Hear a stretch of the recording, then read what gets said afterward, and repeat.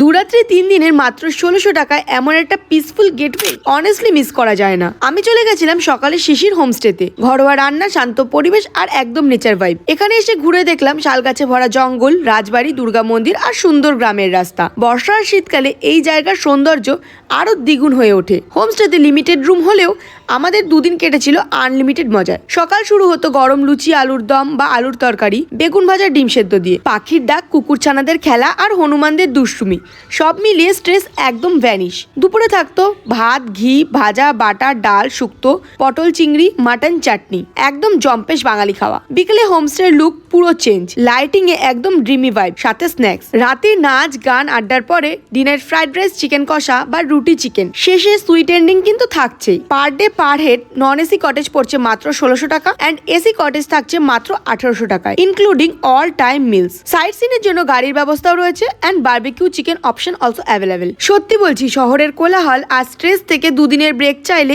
এই পারফেক্ট স্পটটা কিন্তু একদম মিস করো না। ডিটেলস রইল ডেসক্রিপশনে, সেভ করে রাখো অ্যান্ড আমাকে ফলো করতে একদম মিস করো না।